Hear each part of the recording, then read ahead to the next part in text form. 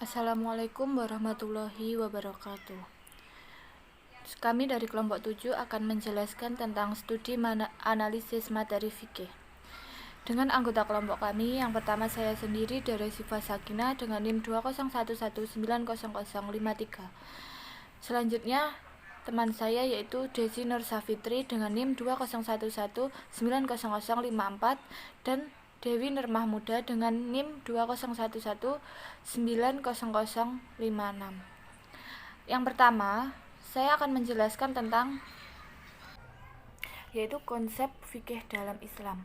Fikih dalam bahasa memiliki arti paham atau pengetahuan. Jika dihubungkan dengan ilmu, dalam hubungan ini dapat dirumuskan dengan kata lain, yaitu ilmu fikih adalah ilmu yang bertugas menentukan menguraikan norma-norma dasar yang terdapat dalam Al-Quran dan ketentuan-ketentuan umum yang terdapat dalam sunnah Nabi yang direkam dalam kitab-kitab hadis.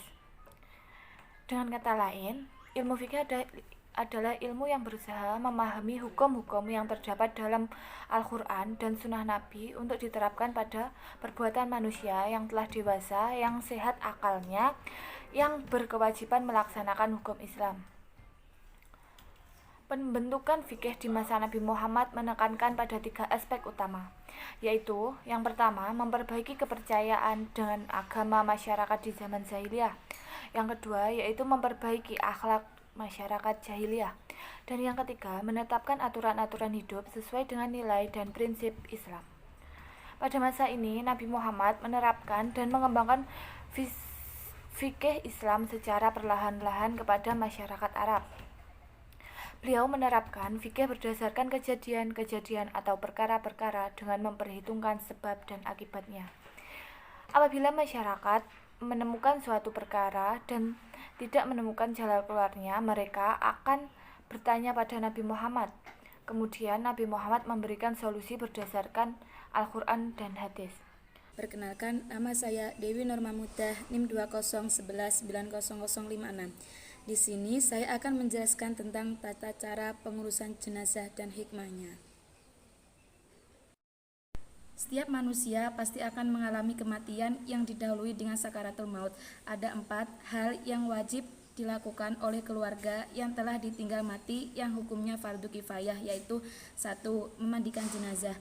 Memandikan jenazah yaitu membersihkan dan menyucikan tubuh mayat dari segala kotoran dan najis yang melekat di badannya.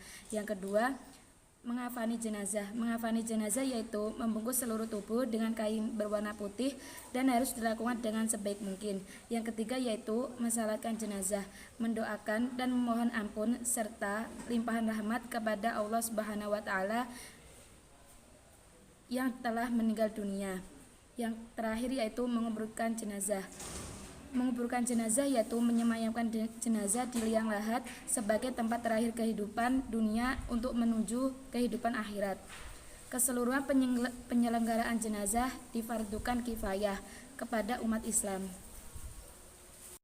Selanjutnya saya akan menjelaskan tentang ketentuan haji dan umroh beserta hikmahnya.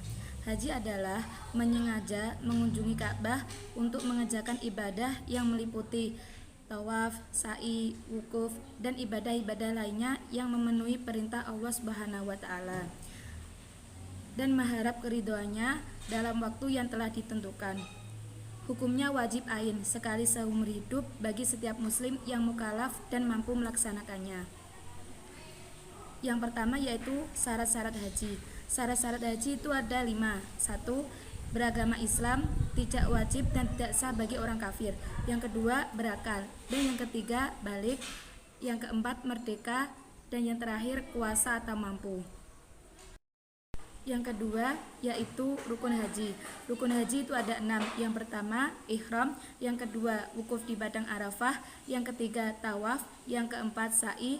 Yang kelima, tahayul. Dan yang keenam, tertib, yaitu mendahulukan yang semestinya dahulu dari rukun-rukun di atas. Yang ketiga yaitu wajib haji. Wajib haji terdiri dari 1. Berihram sesuai mikatnya, 2. Bermalam di Musdalifah, 3. Bermalam di Mina, 4. Melontar jumroh Aqobah, 5. Melontar jumroh Ula, Wusta dan Aqobah, 6. Menjauhkan diri dari muharamat ihram, 7. Tawaf wada.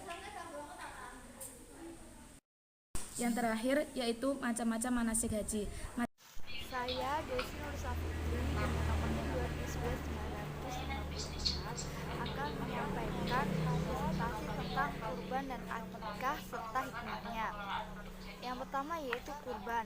Dalam Kamus Besar Bahasa Indonesia, kata kurban berarti mempersembahkan kepada Tuhan, seperti biri-biri, sapi, unta yang disembelih pada hari raya Lebaran Haji. Kata kurban berasal dari kata koroba yang berarti dekat, sesuai dengan tujuan ibadah kurban, yaitu mendekatkan diri kepada Allah SWT.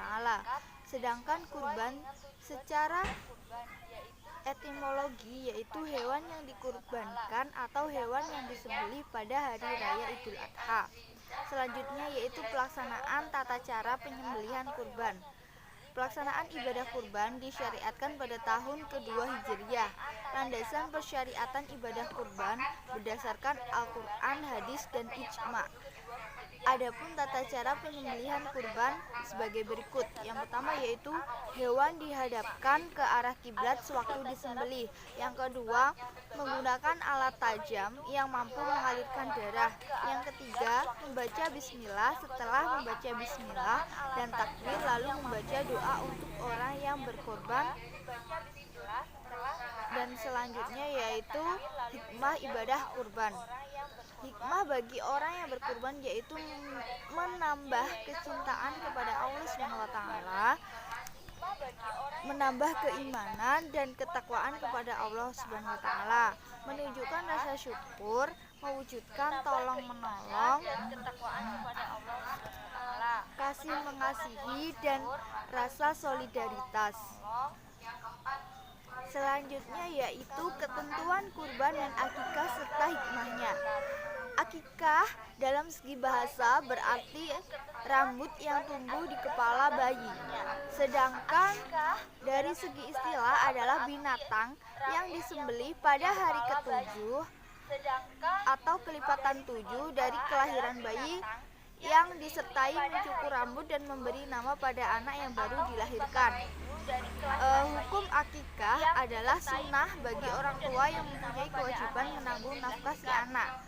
Jenis dan syarat hewan akikah.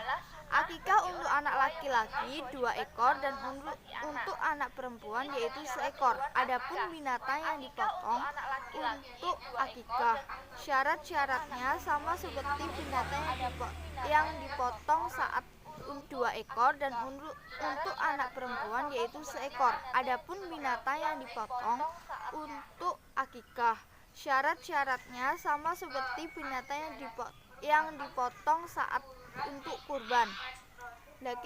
Daging kurban disunahkan disedekahkan sebelum dimasak, sedangkan daging akikah disunahkan sesudah dimasak. Waktu penyembelihan akikah. Penyembelihan akikah dilakukan pada hari ke-7 dari kelahiran anak. Jika hari ke-7 telah berlalu, maka hendaklah menyembelih pada hari ke-14 dan kelipatannya. Dan yang terakhir yaitu hikmah akikah.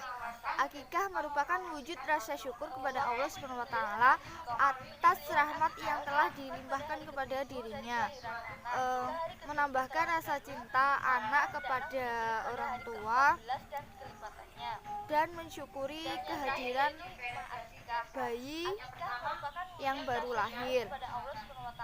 Dan bagi orang tua merupakan bukti keimanannya kepada Allah SWT. Sekian presentasi dari kami. Apabila ada kurang lebihnya kami mohon maaf. Akhirul kalam. Wassalamualaikum warahmatullahi wabarakatuh.